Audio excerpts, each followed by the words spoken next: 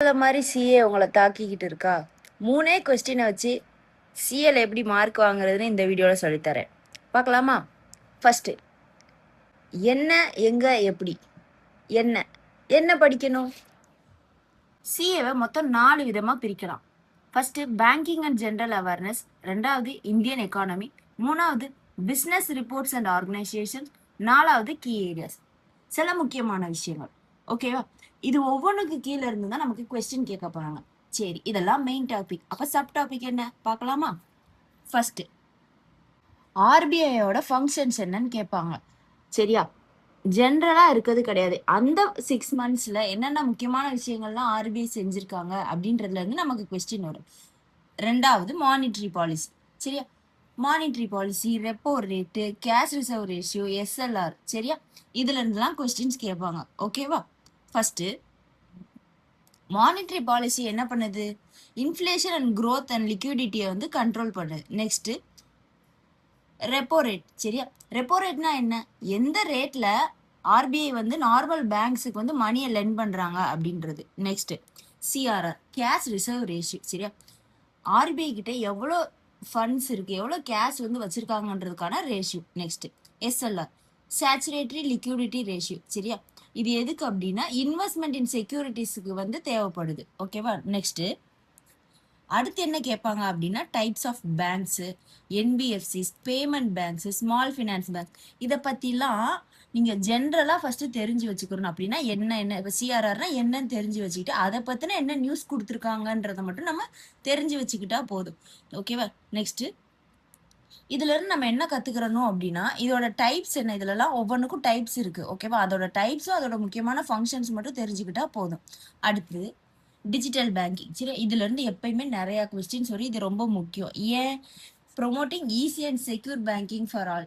ஓகேவா? அதனால என்னென்ன UPI, NEFT, RTGS, IMPS, financial inclusion.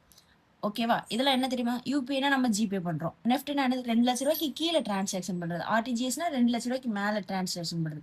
அது மாதிரி. ஓகேவா? இப்ப பார்த்தது பேங்கிங் அண்ட் ஜென்ரல் அவேர்னஸ் கீழே வந்துச்சு. அடுத்து பார்க்க போறது இந்தியன் எக்கானமில இருந்து. ஃபர்ஸ்ட் முக்கியமா கேட்கறது யூனியன் பட்ஜெட் எக்கனாமிக் சர்வேவும். ஓகேவா? அதுல இருந்து என்ன கேட்பாங்க அப்படின்னா annual financial statement of the government, economic survey analysis, state of economy, future outlook. ஓகேவா? இந்த மாதிரியெல்லாம் நம்ம நியூஸ்ல வந்து இருக்கும் இந்த வார்த்தைகள்லாம். அதுல இருந்து என்ன கொடுத்துருக்காங்க அப்படின்றத மட்டும் நம்ம தெரிஞ்சு வச்சுக்கிட்டா போதும். ஓகேவா? ஃபுல்லா மனப்பாடம் பண்ணணும்னு அவசியம் இல்லை. நீங்க ஒரு எக்ஸாம்ல கொஸ்டின் எடுக்கிறவரா இருந்தா ஒரு ஈஸியான கேள்வியை கேட்பீங்களா?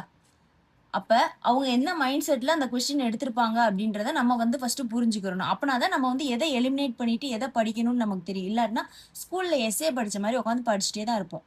அடுத்து நெக்ஸ்ட் செகண்ட் பாயிண்ட் வந்து ஜிடிபி. ஜிடிபின்னா என்னது? Total values of goods and services. அது இன்ஃப்ளேஷன். ஓகேவா? நார்மல் நம்ம வந்து டெய்லி செலவு பண்றோம்ல, அதோட பிரைஸ் லெவல் வந்து இன்க்ரீஸ் ஆகுறது டிக்ரீஸ் ஆகுறது, அதான் இன்ஃப்ளேஷன். அடுத்து பிசிக்கல் டெபிசிட். சரியா? அப்படின்னா எக்ஸ்பெண்டிச்சர் அண்ட் ரெவன்யூக்குள்ள அந்த மாறுபாடு. ஓகேவா? Next taxation basics. Next taxation basics. Tax என்னவா பிரிக்கலாம்? டைரக்ட் டேக்ஸ், இன்டைரக்ட் டேக்ஸ்னு பிரிக்கலாமா? ஃபர்ஸ்ட் டைரக்ட் டேக்ஸ்ல என்னெல்லாம் வரும்? Income tax, corporate tax. Indirect டேக்ஸ்ல ஜிஎஸ்டி, கஸ்டம்ஸ், எக்ஸஸ் டியூட்டி. இதெல்லாம் வந்து அடுத்த டேக்ஸஸ்ல வரும். ஃபோர்த் பாயிண்ட் என்ன அப்படின்னா economic indicators and major government economic policies. இந்த கவர்மெண்ட் எக்கனாமிக் பாலிசிஸ்ல இருந்து கண்டிப்பா கொஸ்டின்ஸ் வரும். ஓகேவா? இன்கேஸ் வந்து ஒரு பிரிட்ஜ் கட்டுறாங்க, அதுக்கு கவர்மெண்ட் வந்து இவ்வளவு ஸ்பெண்ட் பண்ணியிருக்காங்க அப்படின்னா அந்த பிரிட்ஜ் சம்மந்தப்பட்டதை படிக்கணும். அந்த வேல்யூ ஆஃப் அமௌண்ட் வந்து நம்ம கண்டிப்பா ஞாபகம் வச்சுக்கணும். ஓகேவா? இதுல என்னென்ன வரும்னா IIP, CBI, WPI, repo rate, CRR, forex reserves. ஓகேவா?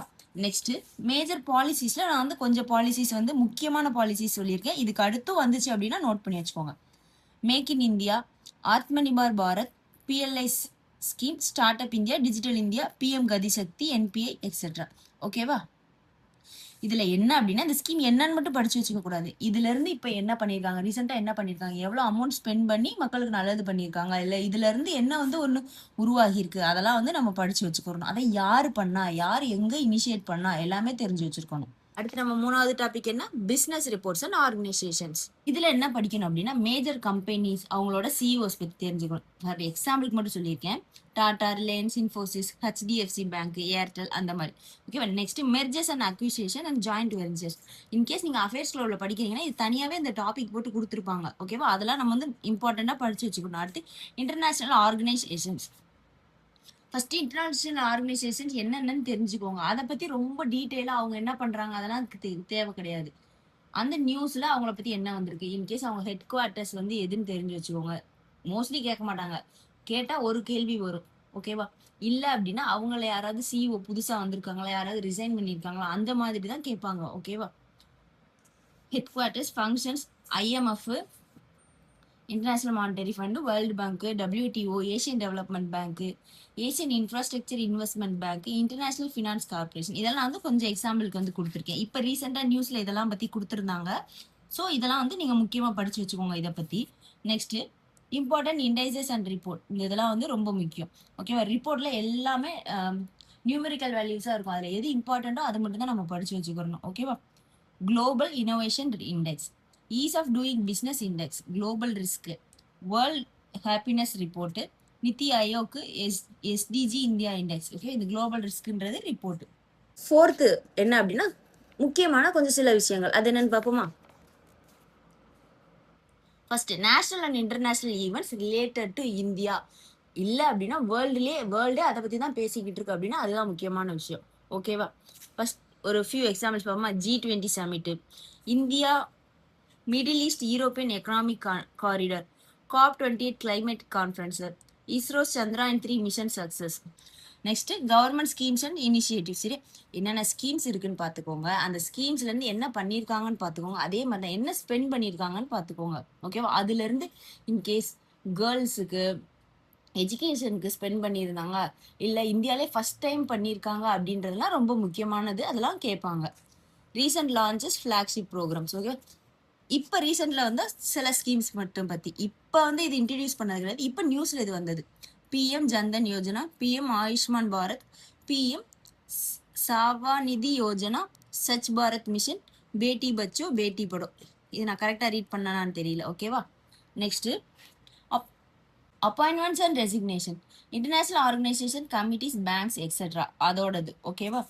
நெக்ஸ்ட் யார் அப்பாயிண்ட் பண்ணியிருக்கான்றது ரொம்ப முக்கியமாக படிச்சுக்கோங்க. யாராவது தானா ரிசைன் பண்ணியிருப்பாங்களா அவங்கள பற்றி கண்டிப்பாக கேட்பாங்க. அவங்கள பற்றி தெரிஞ்சு வச்சுக்கோங்க. அவங்க பேர், அவங்க டென்யூர் என்ன, ஏதாவது இம்பார்ட்டண்ட்டாக பண்ணியிருந்தாங்களா அந்த மாதிரி மட்டும்.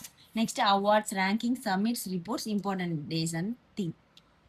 அவார்ட்ஸ் வந்து கேட்கறதுக்கு நிறைய சான்ஸ் இருக்கு. அதே மாதிரி இம்பார்ட்டன்ட் டேஸ் வந்து கம்மியாக வந்து கேட்பாங்க. 1 or 2 கொஸ்டின், 1 கொஸ்டின் தான் மேக்ஸிமம். தீம்ஸ் பற்றி கேட்கறதுக்கு வாய்ப்பு உண்டு. ஓகேவா. Padma awards, all India index, QS world university rankings, BRICS summit, Quad summit. Okay. இந்த பிரிக்ஸ் குவாட் பற்றி நிறைய வந்து வரும், கொஸ்டின்ஸ் வரும். இதை பற்றி இன்டெப்த்தாக படிக்கணும்னு தேவை கிடையாது. நியூஸில் என்ன வந்துச்சு, அதில் இந்தியாவோட பார்ட்டிசிபேஷன் என்ன, அதில் இப்போ அந்த சமிட் நடக்கிறதுனால அதுலேருந்து என்ன விளைவு ஏற்படுது அதை மட்டும் தெரிஞ்சுக்கிட்டா போதும். ஓகே. ஃபர்ஸ்ட் கொஸ்டின்கானது முடிஞ்சிருச்சு. ரெண்டாவது கொஸ்டின் என்ன சொன்னேன், தமிழ்ல என்ன பார்த்தீங்க, எங்க படிக்கணும். சிம்பிள். அஃபயர்ஸ் கிளவுடுன்னு ஒரு ஆப் இருக்கும், இல்லை வெப்சைட் இருக்கும். நீங்கள் அதில் பே பண்ணியும் படிக்கலாம். நார்மலாகவும் அவங்க வந்து நியூஸஸ் போடுவாங்க. சரியா. அந்த நியூஸஸ்ல இருந்தால் கொஸ்டின் வருமானு கேட்டால் கிடையாது. அது வந்து ஒரு 50% வந்து நீங்கள் நம்பலாம். ஓகேவா. அதை வந்து நீங்கள் நல்லா படித்து வச்சுக்கிட்டீங்கனாலே ஓரளவு நம்ம கட் ஆஃப் மார்க் வந்து எடுத்துடலாம். நிறைய படிக்காதீங்க, அந்த சோர்ஸ் இந்த சோர்ஸ். மேக்ஸிமம் 2 சோர்ஸ் வச்சுக்கோங்க, ஒரு சோர்ஸை முழுசாக படிங்க. ஓகேவா. நெக்ஸ்ட்டு இன்கேஸ் நீங்கள் அஃபேர்ஸ் ஸ்டோரில் படிக்கிறது பத்தலை அப்படின்னா ஹிந்து பேப்பர் இருக்குல்ல, அதை வந்து டெலகிராமில் கிடைக்கும். அதை ஸ்க்ரீன்ஷாட் எடுத்து வச்சுட்டு ChatGPT அனுப்பிட்டு அதை வந்து சம்மரைஸ் பண்ண சொல்லுங்கள். சம்மரைஸ் பண்ண சொல்லிட்டு அது நீங்கள் ரீட் பண்ணிவிட்டு அதுலேருந்து கொஸ்டின் கேட்க சொல்லுங்கள். அதுவே 4 ஆப்ஷன்ஸ் வச்சு கொஸ்டின் கேட்கும். இதுவே நீங்கள் வந்து ஒரு ரொட்டீனாக பண்ணலாம்.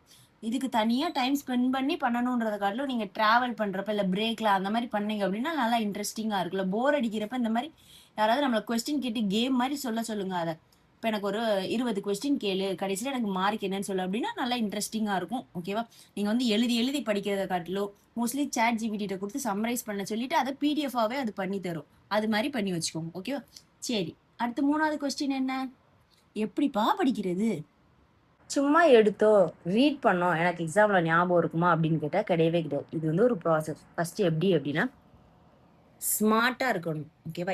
ஃபர்ஸ்டே சொன்னா எல்லாத்தையுமே ரீட் பண்ணக்கூடாது. நீங்க ஒரு எக்ஸாமினரா இருந்தீங்கன்னா எதை கொஸ்டினா கேட்பீங்கன்ற அந்த ஸ்மார்ட் அனாலிசிஸ் வந்து உங்களுக்கு இருக்கணும். Next stay updated. சரி, இப்போ புதுசா என்ன நடக்குதுன்றத பத்தி உங்களுக்கு தெரிஞ்சிருக்கணும். அதை பத்தின இன்டெப்தான விஷயங்களை வந்து தெரிஞ்சுக்கோங்க. ஒரு முக்கியமான இப்போ இண்டிபெண்டன்ஸ் டே நடக்குது. இப்போ இண்டிபெண்டன்ஸ் டேல என்னென்னலாம் நடந்துச்சுன்னு கொஸ்டின் கேட்பாங்களா? இப்போ இது எத்தனாவது இண்டிபெண்டன்ஸ் டே? ஓகேவா? அதை பத்தி நீங்க தனியா ஒரு பேப்பர்ல எழுதி வச்சுக்கோங்க. இல்லையா, சாட் ஜிபிடி கொடுத்து பிடிஎஃபா மாத்தி வச்சுக்கோங்க. ஓகேவா? இப்போ எழுதுறது வந்து சிக்கல் தான். ஏன்னா எக்ஸாம் சீசன் நீங்க எழுதிட்டே இருந்தீங்கன்னா உங்களுக்கு டைம் வேஸ்ட். நீங்க மற்ற செக்ஷனுக்கும் நிறைய டைம் ஸ்பெண்ட் பண்ணணும். ஓகேவா? Next practice. ப்ராக்டிஸ்க்கு ஆப்பில் டெஸ்ட் போட்டாலும் சரி, சாட் ஜிபிடி வச்சு டெஸ்ட் போட்டாலும் சரி, ஏதாச்சும் ஒரு சோர்ஸை ப்ராப்பராக ஃபாலோ பண்ணணும். டெஸ்ட் வந்து ரொம்ப முக்கியம். நம்ம வந்து படிச்சுட்டே இருக்கிறத காட்டிலும் நம்ம வந்து நம்மளை எவாலுவேட் பண்ணுறது தான் நம்மளோட மெமரிக்கு வந்து யூஸ்ஃபுல்லாக இருக்கும். நெக்ஸ்ட்டு படிக்கணும். படிச்சுட்டு அதை ரிவைஸ் பண்ணணும். 1-4-7 ரூலை ஃபாலோ பண்ணுங்க. ஃபர்ஸ்ட் நாள் இன்னைக்கு படிச்சுட்டு 4th டே வந்து ரிவைஸ் பண்ணுங்க. தென் 7th டே வந்து அதை வந்து டெஸ்ட் பண்ணி பாருங்க. ஓகேவா? ரிவைஸ் பண்றப்பயே சின்ன சின்ன மெமோனிக்ஸ் உங்களுக்கு ஈஸியான ட்ரிக்ஸ் எல்லாமே நீங்களே கிரியேட் பண்ணிக்கோங்க. நெக்ஸ்ட் வந்து கன்சிஸ்டன்சி. இதை கன்சிஸ்டண்டா பண்ணணும். ஓகே, இப்போ நான் வந்து கன்சிஸ்டண்டா 6 மாசமும் படிக்கல, எக்ஸாம் வந்துருச்சு இனிமே தான் படிக்க போறேன் அப்படின்னா நீங்க ஸ்பெண்ட் பண்ண போற 5 நாளோ 10 நாளோ இதுக்கு வந்து குவாலிட்டி டைம் ஸ்பெண்ட் பண்ணீங்க அப்படின்னா மார்க் வந்து கட்டாயமா உங்களுக்கு கிடைக்கும். Next, don't waste more then 1 hour and சிஏன்னு போட்டிருக்கேன்.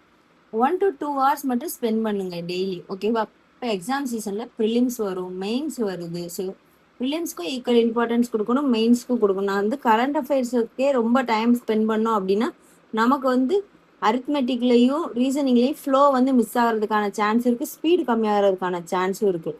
ஸோ இந்த வீடியோவில் சொன்ன மாதிரி படிச்சுட்டு இம்ப்ரூவ்மெண்ட் இருந்துச்சுன்னா எனக்கு கண்டிப்பாக கமெண்ட்டில் சொல்லுங்கள். அவ்வளோதான்.